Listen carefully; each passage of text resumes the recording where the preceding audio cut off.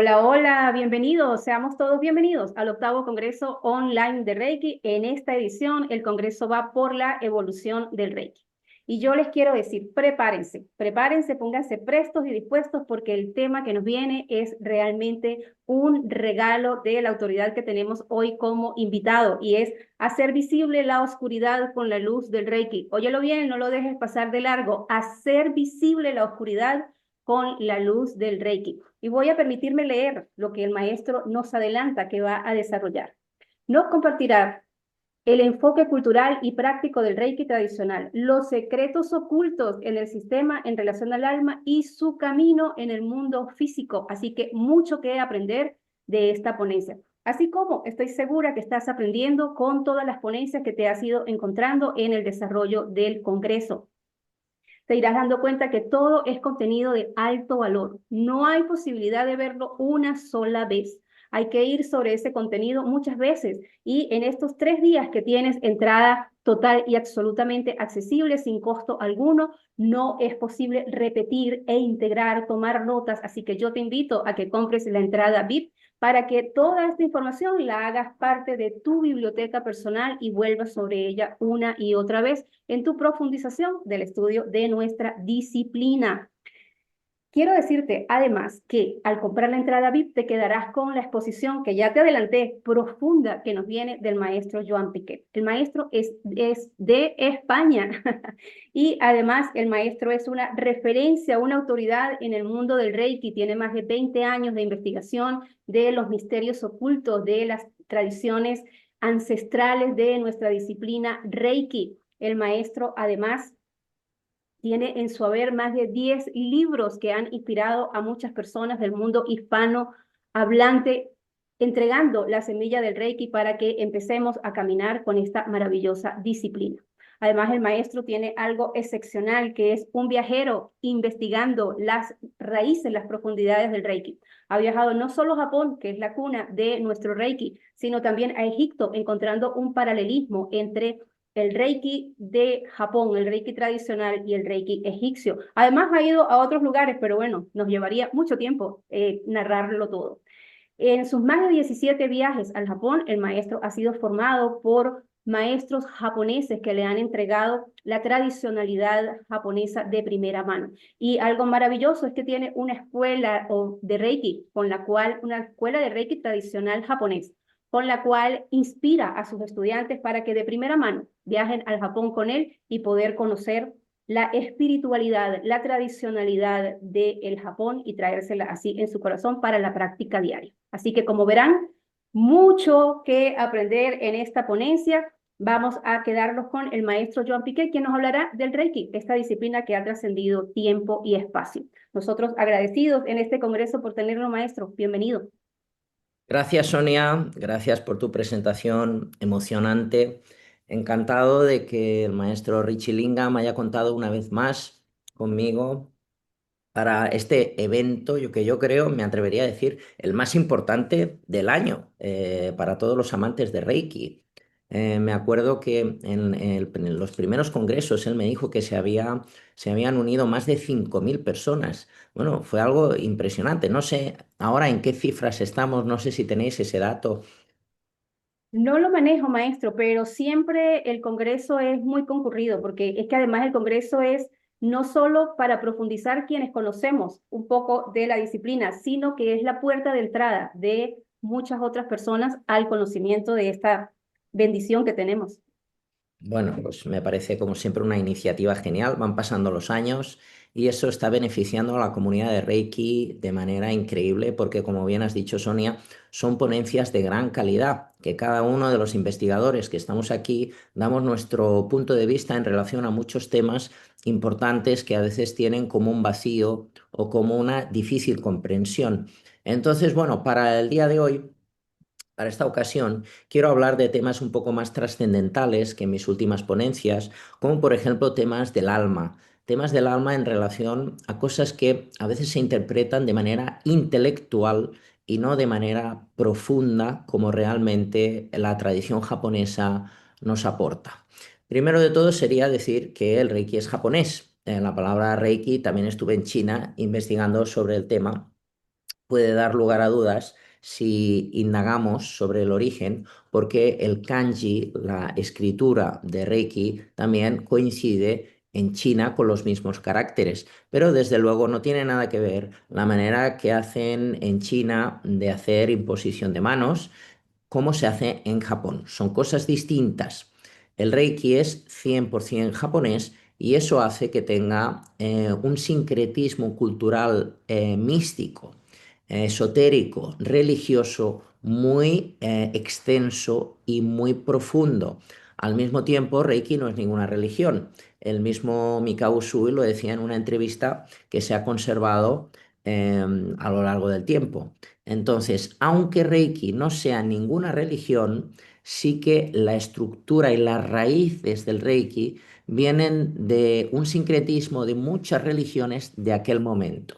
Partimos en el 1922, cuando el señor Mikao Usui crea este método, parece ser que de manera casual.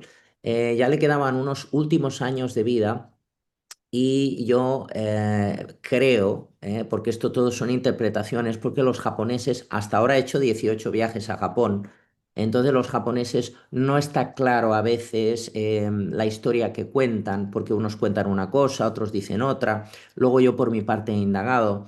Entonces, bueno, mi opinión, tengo que decir, lamentablemente no puedo decir esta es la verdad, me encantaría deciros esta es la verdad, pero tengo que decir mi opinión no es que sea la verdad, es que es mi opinión en base a muchas verdades que he escuchado en Japón.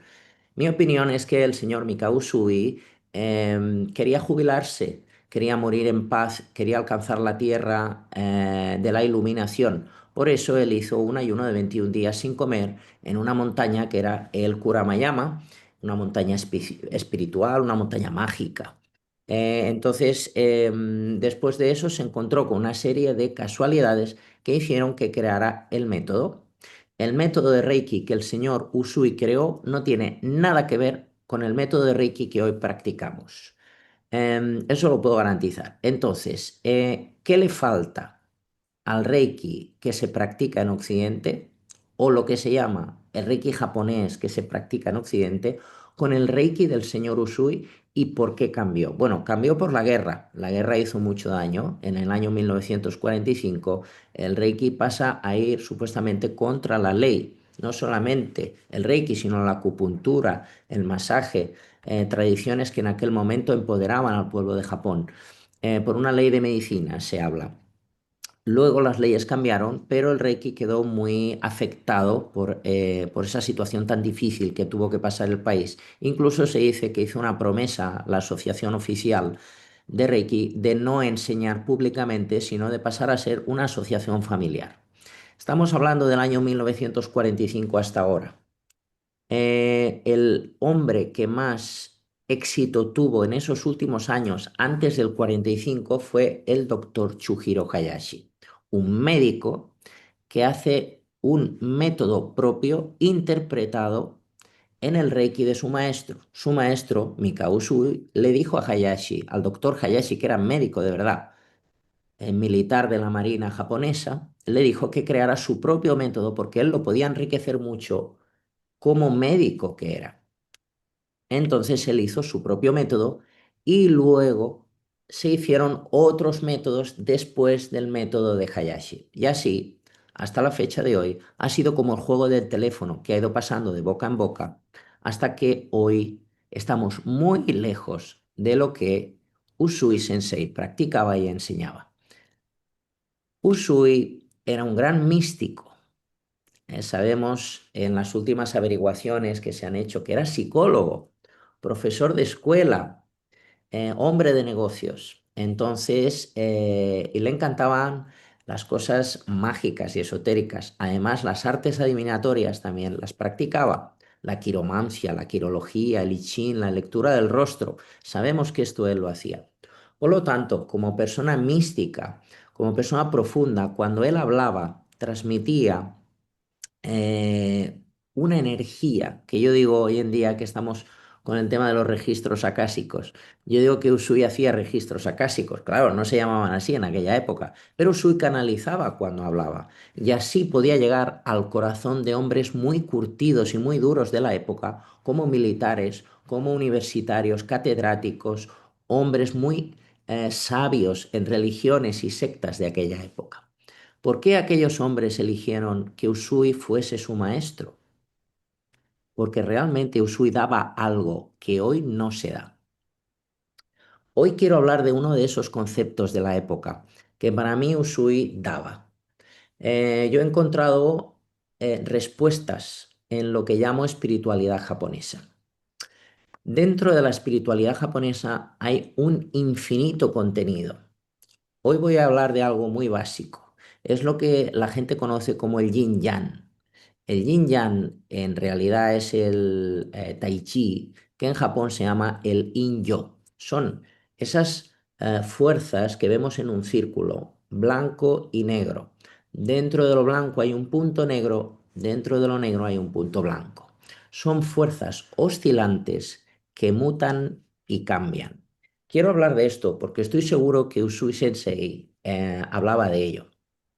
Por ejemplo, cuando hacemos una sesión de Reiki, como iniciados, todas aquellas personas que decidan iniciarse viendo este congreso o aquellos incluso que son maestros, tienen que saber que el yin-yo, el yin-yang, que se conoce, que en realidad viene de China, en Japón también está muy integrado y se conoce como fuerzas oscilantes que están en conflicto permanentemente. En conflicto permanentemente, y eso se dice que es en todo en el mundo. Son dos fuerzas oscilantes que podemos ver, por ejemplo, en una sesión de Reiki. Aquellas personas que vivimos como iniciados, si vemos las situaciones como fuerzas oscilantes, podemos tomar más dominio, por ejemplo, en temas trascendentales como los 5 principios de Reiki. Cuando a veces una persona se inicia, piensa que los 5 principios es algo imposible de dominar, porque lo ve desde un punto de vista mental y se tiene que ver desde un punto de vista espiritual y también natural al mismo tiempo. Vamos a recordar los 5 principios de Reiki. Yo tengo aquí uno, que es una réplica hecha a mano de los 5 principios de Reiki originales de Mikao Usui. Esto me lo hace un señor de Kioto. Para todas aquellas personas que quieran, esto se lo puedo ofrecer. Es un objeto sagrado. Esto se hace en papel de ceremonia con tinta de piedra. Aquí tendríamos la imitación de puño y letra de los 5 principios de Reiki hechos por Usui Sensei. Vamos a recordarlos por si alguien no lo sabe. Los 5 principios es como un principio de ética que se cuenta, viene del taoísmo, de la medicina tradicional china. Dice, solo por hoy, no te enojes, no te preocupes, sé agradecido, haz lo que tengas que hacer, sé amable con los demás, sé buena persona. Esta sería una de las interpretaciones. ¿Cuál es el problema del iniciado cuando se encuentra con esto? Si no hay técnicas, que eso a veces ocurre en el Reiki occidental, el practicante se enfrenta con la mente y piensa, es imposible que no me pueda enfadar, es imposible que no me pueda preocupar. Por supuesto, puedes preocuparte, puedes enfadarte, lo que no se debe hacer o que lo que no se recomienda, porque aquí no hay imposiciones, lo que no se recomienda es que sigamos con patrones que nos atan al sufrimiento. Si estamos cada día enfadados, si estamos cada día sufriendo, cada día preocupados, son patrones que nos alejan del estado de felicidad. Hay una descompensación del in-yo. Estamos hablando, por ejemplo, ahora de algo emocional. Por eso yo digo que el primer nivel de Reiki o iniciarse en Reiki, más que el despertar, que algunas veces se llama el despertar, yo le llamo el nivel del espejo. cuando una persona se inicia, ¿no? El nivel uno sería el nivel del espejo, porque en Japón tenemos a la figura del espejo como la diosa del sol. La diosa del sol, Amaterasu, es una divinidad que se dice que es muy elevada y comparte el cielo con Dainichi Nyorai. Dainichi Nyorai en Japón sería Buda, la parte más elevada de Buda, el Buda cósmico. Amaterasu sería la diosa del sol. Están consideradas como en una alta vibración, en una alta dimensión. Una representación de esta diosa es el espejo que se pone en los altares. Tiene una historia muy hermosa porque cuando tú te ves reflejado en el altar con su forma, que es un espejo, es para que de tu interior salga la luz que hay oculta en ti. Pero para ver la luz oculta que hay en ti, tienes que reconocer la oscuridad que hay en ti y aceptarla como una energía y no como algo pecaminoso, vamos a llamarlo así. O sea, lo que quiero transmitir en esta charla es que con el concepto del yin yang no podemos separar lo bueno y lo malo. Lo que quiero decir es que lo bueno y lo malo están juntos, que son algo natural y que hemos de transitar con ello y naturalizarlo. Porque de lo contrario, lo malo o las fuerzas oscilantes están en conflicto permanente y eso puede hacer que no progresemos espiritualmente como deberíamos. Naturalizar al mal ayuda a que lo podamos controlar. Si nosotros vemos que nos preocupamos, que nos enfadamos, que pensamos de una manera a lo mejor que no es del todo correcta, admitimos el mal que hay en nosotros y lo podemos rectificar. Pero si nosotros no queremos admitir esa oscuridad, la luz no se puede expandir. Esto sería como naturalizar el mal para poderlo controlar y verlo como unas energías oscilantes, naturales, que no solamente están dentro del iniciado y de todas las personas, sino también en una sesión de Reiki, en una situación, por ejemplo, una situación laboral, cuando la gente se va a trabajar, en una conversación, en una relación de pareja, en cualquier cosa hay inyo, fuerzas oscilantes que dan vida y que al mismo tiempo crean conflicto, pero al mismo tiempo hay movimiento. Es lo que podríamos decir una misma energía que viene de Dios, con polaridades diferentes, pero que están unidas. Por ejemplo, el hombre y la mujer. Se dice que en el yin yo no hay mala energía. La mala energía es la descompensación. Cuando hay una descompensación, incluso podría ser algo espiritual. Si hablamos de la historia de Buda, por ejemplo, se dice que comía un grano de arroz al día, un grano de arroz al día. Entonces él vio que se ponía enfermo y pensó que estaba llevando su cuerpo al límite y que tenía que dejar esa práctica. Y entonces empezó a comer de nuevo normal. Estaba expandiendo la luz demasiado y su cuerpo físico no lo podía aguantar. Eso es lo que pasa a veces con los practicantes de Reiki o con las personas. Está bien que seamos muy espirituales, pero no hemos de olvidar también el cuerpo físico. Tiene que haber un equilibrio permanente en todo. Demasiada espiritualidad, demasiada luz puede ser perjudicial también. Por eso hemos de cuidar los otros temas de la vida cotidiana para que esté todo en armonía. El mundo material, la economía, la familia, nuestro cuerpo físico. Por eso yo digo que también Usui seguro que hacía lo que se conoce como Kiko, que es el Qigong de Oriente, el Qigong de la China. Entonces es como una gimnasia. Entonces, bueno, esto quería exponerlo también desde otros puntos de vista como por ejemplo históricos o culturales. Históricos sería el inyo, se dice también que podría ser el sol y la luna. Para aquellas personas que les guste el Reiki, a veces, o que lleguen al nivel de tercero o maestría, a veces se habla de un símbolo, que es el símbolo maestro, que es el daikomio. El daikomio es la representación de Dainichi Nyorai, el Buda cósmico. Ahí vemos el Sol y la Luna. El Sol y la Luna son las fuerzas oscilantes que yo comento, el yin yang, para traer equilibrio allá donde se aplica ese símbolo. Hay una cosa curiosa en la historia del antiguo Japón que he querido aquí apuntar para decirlo de manera correcta, que se dice que el yin, o sea, el yin, que sería representación de la luna, históricamente hablando, curiosamente hace referencia a Tsukiyomi. Tsukiyomi sería la divinidad asociada a la luna. Aquí, curiosamente, la divinidad asociada al sol, que sería masculina en realidad, aquí es femenina y es Amaterasu, la diosa del sol, normalmente en Egipto, ¿no? Si hablamos de Reiki egipcio, pues ahí la divinidad del sol es Ra, que es el padre de todos los dioses.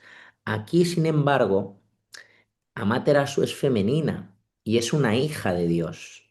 Entonces, está representada en un aspecto yan, en un aspecto masculino, curiosamente.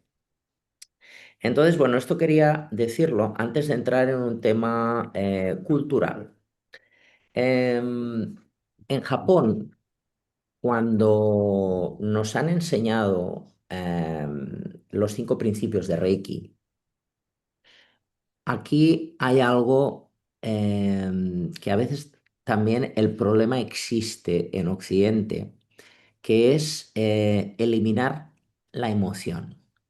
Por ejemplo, a mí Japón me encanta, he viajado mucho, afortunadamente, y si tengo que elegir un destino es Japón, por eso yo grupos todos los meses de agosto a Japón para que aprendan Reiki, es para mí lo mejor.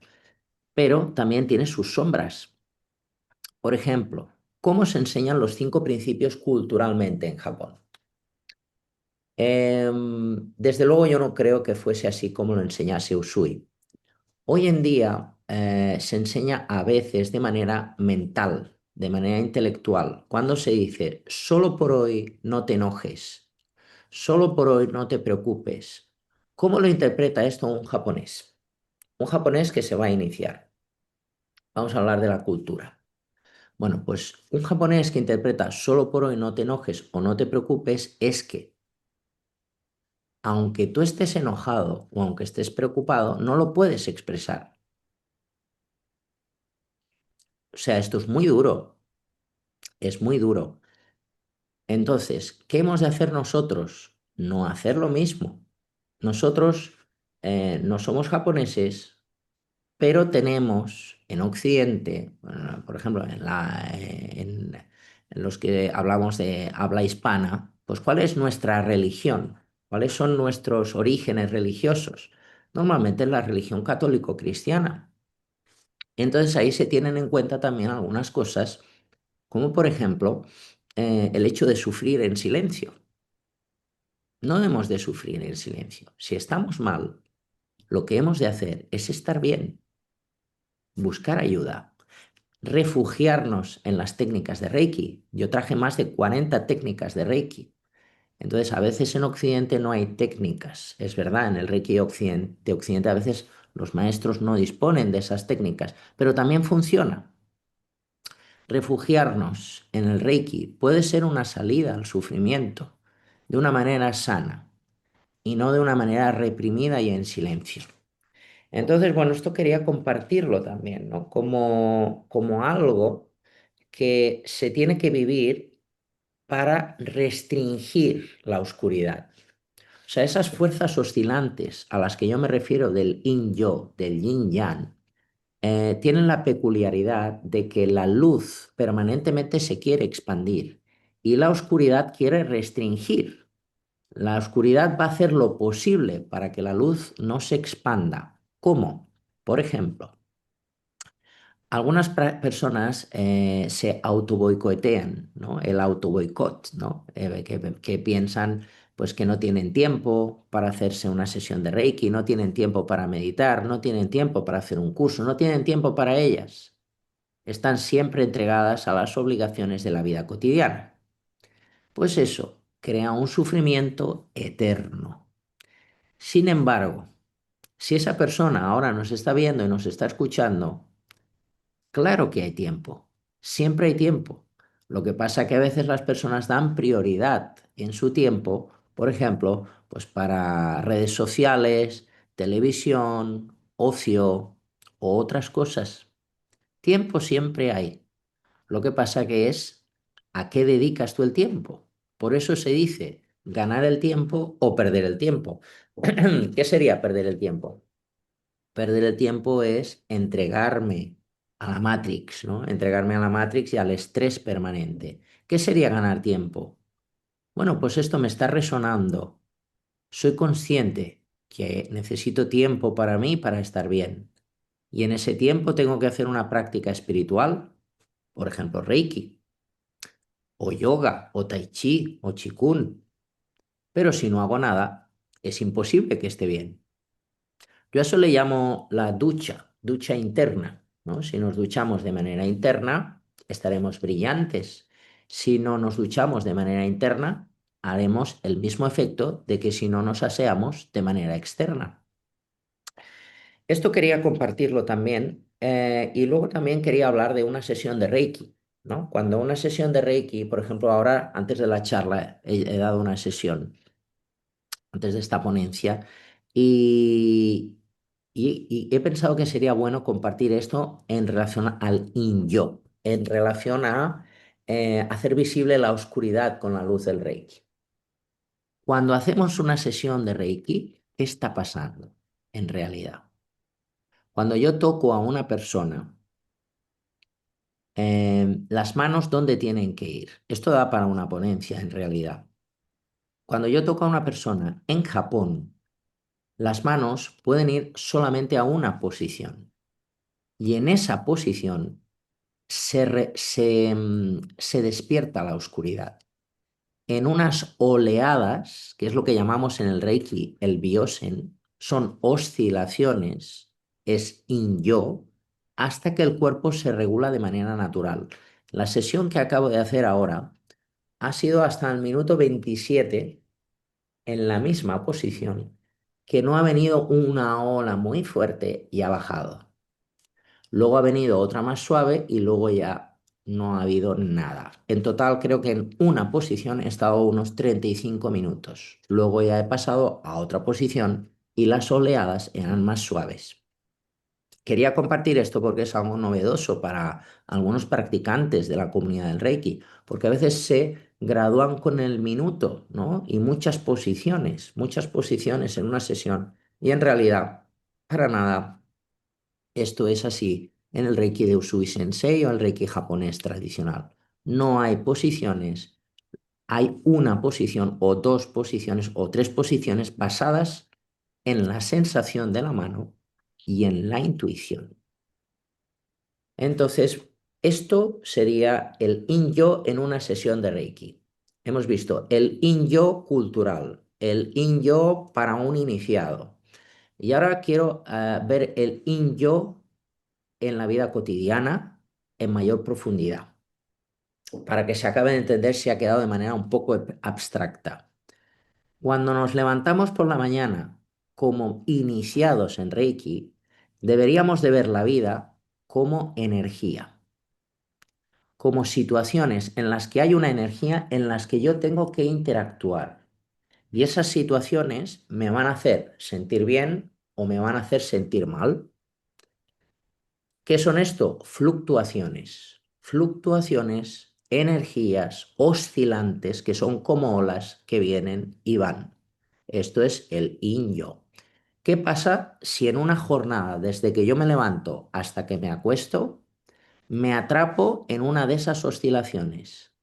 Estoy siendo antinatural, porque mi ego, mi lado oscuro, que es el mal sin sentido, se quiere quedar con una cosa buena o se quiere quedar con una cosa mala. Si nosotros vemos las cosas, por supuesto que podemos tener opinión propia y podemos interactuar en esas fuerzas oscilantes y tomar decisiones, evidentemente. Lo que yo me refiero es emocionalmente o energéticamente, a que nosotros no quedemos atrapados en esa ola, ni en lo bueno ni en lo malo. Porque si hacemos eso, conseguiremos el objetivo de Reiki, que Usui lo definía en una palabra religiosa, que es el Anjin Ryumei. El Anjin Ryumei es la primera fase de la iluminación de muchas que hay. Pero el Anjin Ryumei sería paz en el corazón. Es la iluminación. He dejado de sufrir en la vida porque soy conocedor de que hay unas fuerzas oscilantes que yo puedo dominar y nadie me había dicho que las podía dominar. Pero si veis esto como una cosa natural que viene y se va, como las olas del mar que vienen y se van, nosotros tenemos más poder como iniciados en la vida natural desde que me levanto hasta que me acuesto y cuando hay un conflicto para ver que esa energía que está dentro de mí, que está enfadada o que está preocupada, se va a ir.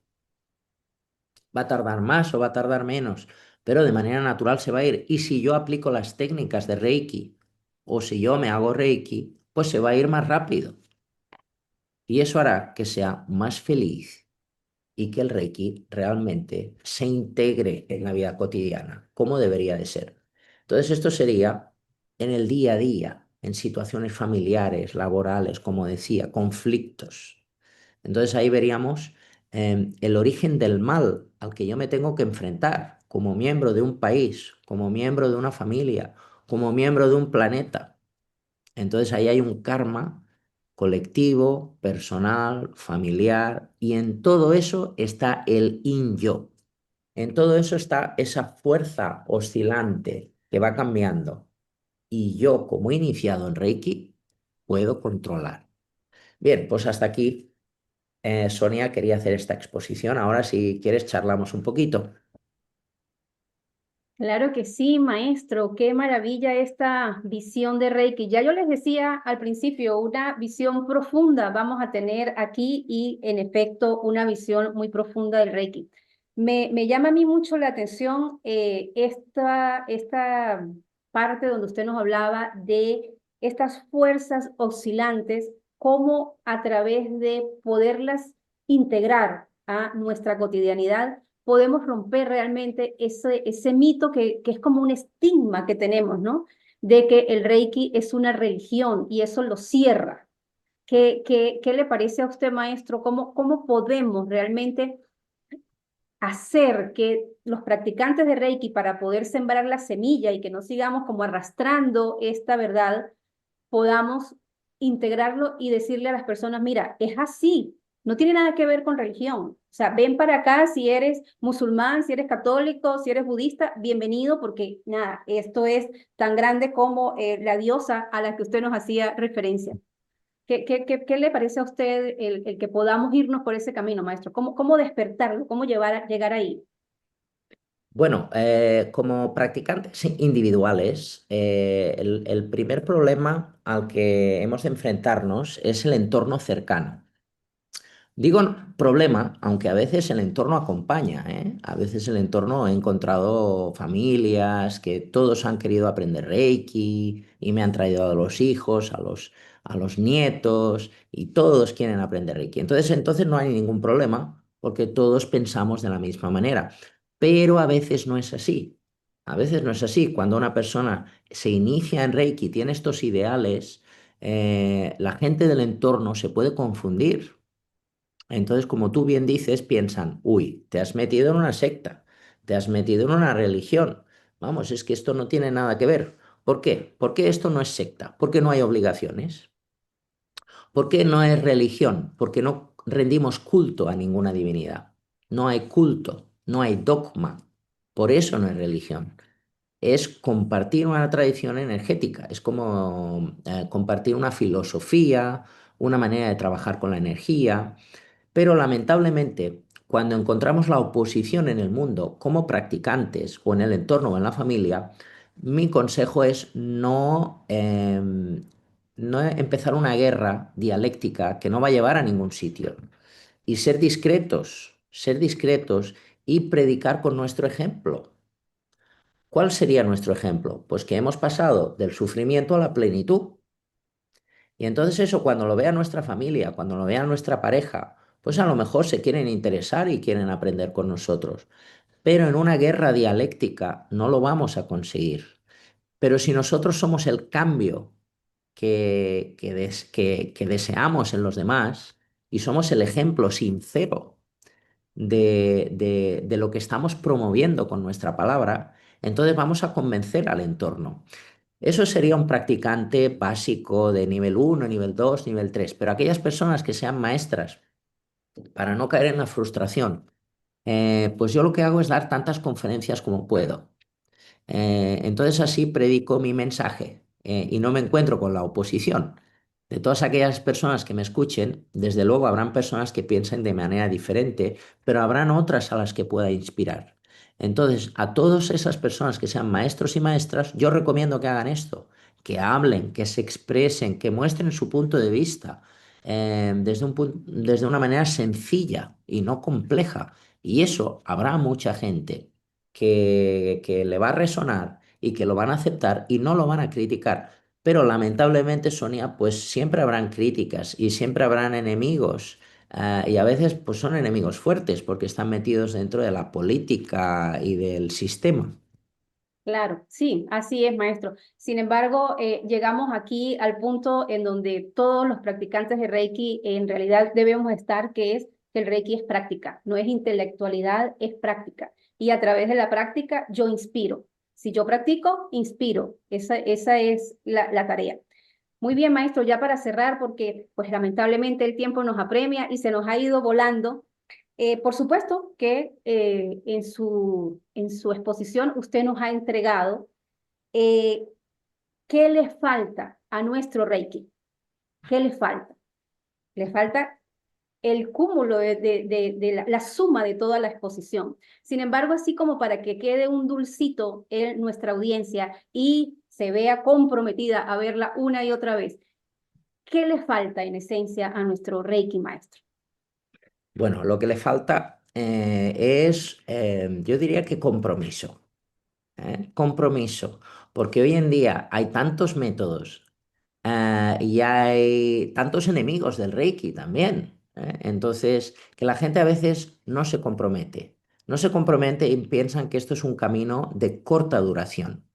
Y esto es un camino para toda la vida.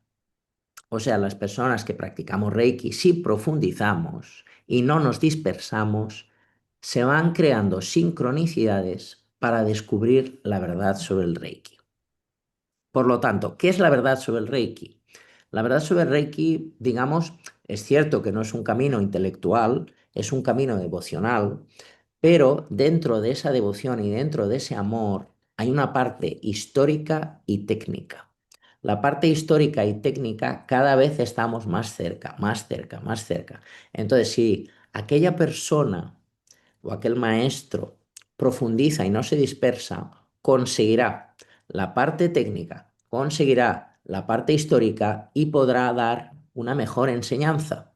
Incluso la persona que empiece ahora, si estudia la cultura japonesa, también encontrará respuestas en el curso que ha hecho. Esto a mí me ayudó mucho, estudiar otras tradiciones japonesas, estudiar el idioma, estudiar la escritura, me dio muchas respuestas.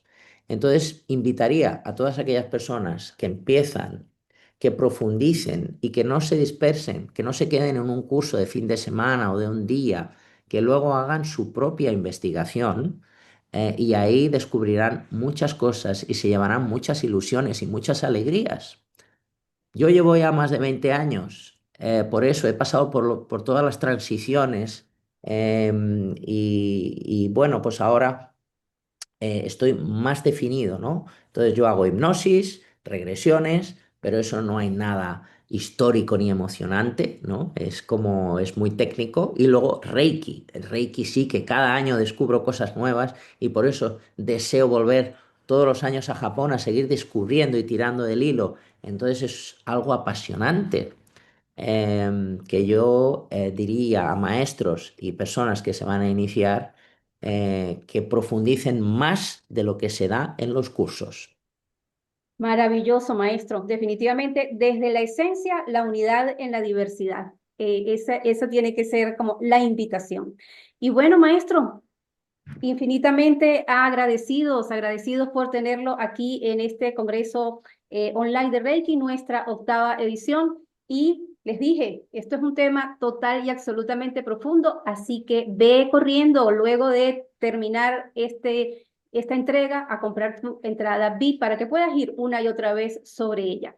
Quiero decirte que además, si compras la entrada VIP, tendrás un certificado que te acredita como asistente a este Congreso.